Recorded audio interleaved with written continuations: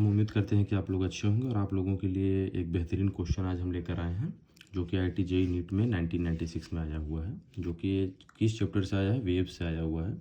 तो आइए देखते हैं क्वेश्चन को एक बार क्या है।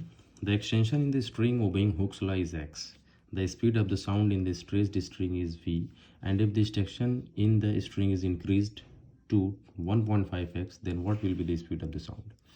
एक्चुअली आप लोग देख रहे होंगे कि इसमें थोड़ा काटा पीटा हो गया है। काटा पीटा इसलिए हो गया क्योंकि मैंने अभी इसका एक वीडियो पूरा बनाया है और वो वीडियो गलती से मिसकैरेज हो गया है। तो आइए देखें, शुरू करते हैं। क्वेश्चन क्या कह रहा है? क्वेश्चन ये कह रहा है कि हमारे पास कोई एक स्ट्रिंग है। क्या है? स्ट्रिंग है। इसमें जो एक्सटेंशन एक्स हुआ है ये किसको ओबे करता है? हुक्स लॉ को ओबे कर रहा है।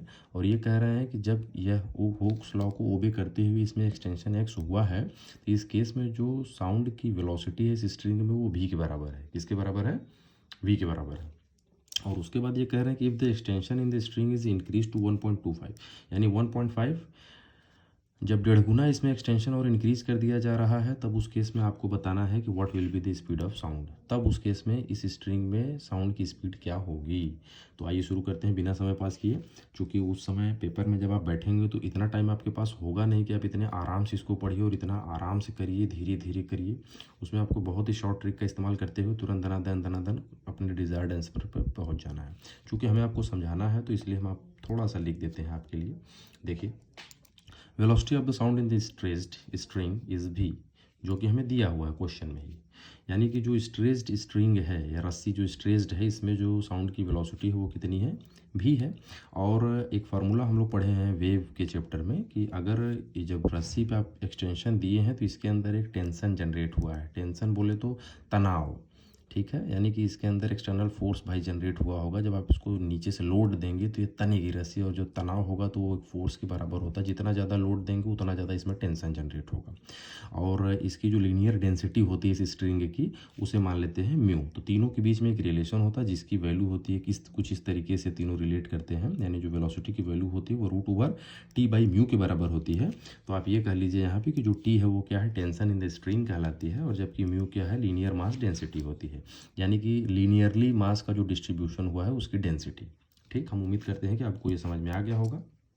अब थोड़ा सा और नीचे हम आपको लेकर चलते हैं। देखिए, अब भाई जब आप इसमें इसकी लेंथ में 1.5 गुना इंक्रीमेंट आप कर दिए तो जाहिर सी बात है कि भाई इसमें टेंशन बढ़ गया। तो जब टेंशन बढ़ेगा तो इसमें जो वेलोसिटी है साउंड की वो भी बदल जाएगी। तो अब इस हिसाब से मान लेते हैं कि जो नई वेलोसिटी हमको मिली है इसकी वैल्यू v डैश है। तो अब हम लोग क्या कहेंगे? Let v dash be the velocity of sound after extension. ठीक है, after extension, and T dash be a new tension after extension. मान लेते हैं कि आफ्टर एक्सटेंशन जो टी डैश है वो एक नया टेंशन जनरेट होता है इस स्ट्रिंग में। टेंशन मतलब वही तनाव, आप समझिए। जो कि समझेंगे नहीं तो आप सवाल को कर नहीं पाएंगे। तो देखिए यहाँ पे क्या हो गया भाई। अब इस फॉर्मूले से देखिए, यहाँ हमको नई वेलोसिटी v डैश मिल गई। तो लिखेंगे v dash is equal to √, tension भी बदल गया हमारा t डैश, लेकिन लीनियर मास डेंसिटी सेम है वही, तो हम लोग म्यू लिख देंगे। क्योंकि स्ट्रिंग वही है, स्ट्रिंग को हम लोग बदल नहीं रहे हैं। अगर जब स्ट्रिंग को जब तक नहीं बदलेंगे तब तक हमारा म्यू नहीं बदलेगा। ये हो गया हमारा इक्वेशन नंबर सेकंड। अब दोनों इक्वेशन को ध्यान से देखिए, फर्स्ट और सेकंड को, और हम लोग करने क्या वाले हैं कि इक्वेशन फर्स्ट को इक्वेशन सेकंड से डिवाइड कर देंगे। तो लिखेंगे on dividing equation number first by equation number second v है। क्या करने वाले हैं भाई? देखिए, डिवाइड करने वाले हैं। तो जब डिवाइड करेंगे तो यहाँ देखिए v है और इधर v डैश है, तो v ऊपर हो जाएगा, v डैश इसके नीचे हो जाएगा। यहाँ इक्वल टू √T/μ। देखिए √T/μ, और ये क्या है? √T डैश बाई म्यू है, तो इसको हमने यहाँ लिख दिया। अब भाई ये मेंबर है तो देखिए पहले इसको हमने यहाँ लिख दिया, और T डैश बाई म्यू है। एक फार्मूला आप पढ़े होंगे, कई बार हमने आपको पिछले वीडियो में भी बता दिया है कि अगर A/B अपॉन C/D है तो जो D है ये एकदम टॉप पे चला जाता है, यानी A/B इंटू D/C हो जाता है फ्रैक्शन के रूल्स के हिसाब से। तो देखिए √T/μ है तो इसको यहाँ लिख दिए, इंटू ये म्यू एकदम टॉप पे जाएगा तो √μ/T डैश। अब आप देख रहे हैं कि रूट में यहाँ पे भी म्यू है, रूट में यहाँ पे भी म्यू है, ये इससे कट जाएगा। बचा क्या? √T और नीचे √T डैश। इसको एक रूट में कर देंगे तो T/T डैश हो जाएगा। अब थोड़ा सा आप क्वेश्चन को ध्यान दिए होंगे तो इसमें क्या कहे हैं? ये कहे हैं कि जो एक्सटेंशन इसमें हुआ है वो एक्सटेंशन हुक्स लॉ को होल्ड कर रहा है। किसको होल्ड कर रहा है? हुक्स लॉ को, यानी कि अब आपको हुक्स लॉ पता होना चाहिए कि हुक्स लॉ क्या है। अगर आपको हुक्स लॉ नहीं पता है तो आपका यहाँ तक किया कराया सब बेकार हो जाएगा और आप आंसर नहीं ला पाएंगे और इस तरीके से आपका क्वेश्चन गलत हो जाएगा। तो इसका मतलब ये हुआ कि हुक्स लॉ आपको पता होना चाहिए। तो हम आपको बताते हैं कि पहले हुक्स लॉ क्या होता है, जान लीजिए। देखिए हुक्स लॉ ये कहता है कि अगर आपके पास कोई भी एक स्ट्रिंग है या स्प्रिंग है, उस पर आप कोई एक्सटर्नल लोड देते हैं, तो लोड देने की वजह से अगर इसमें कोई एक्सटेंशन जनरेट होता है तो जो होता है किसके डायरेक्टली प्रोपोर्शनल होता है, जो आप लोड दे रहे हैं या एक्सटर्नल फोर्स दे रहे हैं या फोर्स कांस्टेंट। तो इसका मतलब ये होगा कि जितना ज़्यादा आप लोड देंगे, यानी जो स्ट्रेन होगा, जितना ज़्यादा आप लोड देंगे स्ट्रेन उतना ही ज़्यादा होगा। यानी कि जो एक्स है यानी कि स्ट्रेन है, इसी को आप स्ट्रेन भी कर लीजिए, चेंज इन कन्फिगुरेशन भी जिसे कहा जाता है। भाई जितना ज़्यादा आप लोड देंगे इस रस्सी की साइज़ बढ़ती जाएगी, तो रस्सी की साइज़ बढ़ेगी तो यानी कि टेंशन बढ़ रहा है। तो इसका मतलब ये हुआ कि हुक्स लॉ यही कहते हैं कि भाई जो डिफॉर्मेशन होता है या स्ट्रेन होता है वो डायरेक्टली प्रोपोर्शनल होता है अप्लाइड लोड के या फोर्स के। ठीक है, और ये जो फोर्स यही होता है, यही क्या होता है, स्प्रिंग का टेंशन होता है।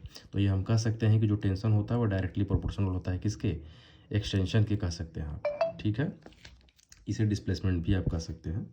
तो टी हो गया हमारा किसके, डायरेक्टली प्रोपोर्शनल, एक्स हो गया। अब थोड़ा सा आप यहाँ आइए, तो ये जो हमारा टी है ये कब का टेंशन था, जब एक्सटेंशन एक्स था। फिगर देखिए, हम आपके लिए एक फिगर भी बनाए हुए हैं जो कि क्वेश्चन में नहीं है।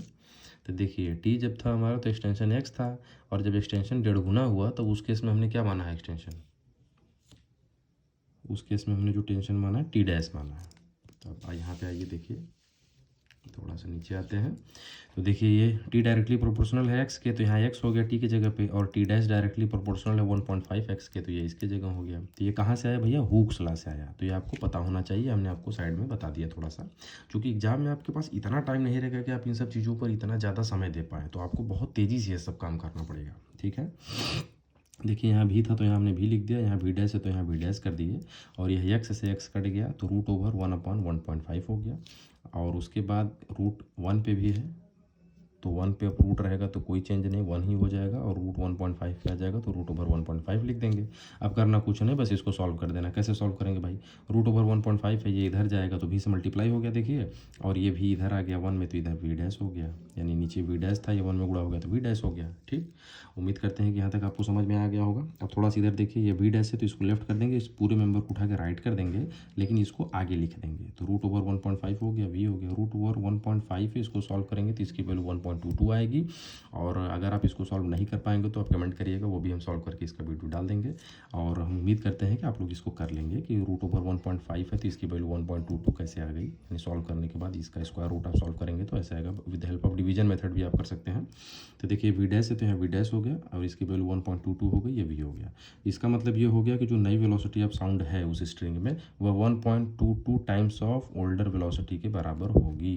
यानी कि अगर आप ये कहें कि अगर उस स्ट्रिंग में साउंड की वेलोसिटी 20 रही होगी जब एक्सटेंशन एक्स था, तो अब इस केस में जो नई वेलोसिटी हो गई 1.5 गुना करने पर एक्सटेंशन को किसके बराबर होगी, 1.22 टाइम्स हो गई। ठीक है, यानी कि बढ़ जाएगी वेलोसिटी, क्या हो गई, बढ़ गई। हम उम्मीद करते हैं कि आप लोगों को ये क्वेश्चन समझ में आ गया होगा। आप लोग कमेंट करके जरूर बताएं कि ये क्वेश्चन समझ में आया है कि नहीं, और इसी तरीके के क्वेश्चन देखने के लिए आप हमारे चैनल को सब्सक्राइब करें, लाइक करें और अपने दोस्तों को शेयर भी करें। और यह आप लोगों के लिए बहुत ही फ़ायदेमंद वीडियो है।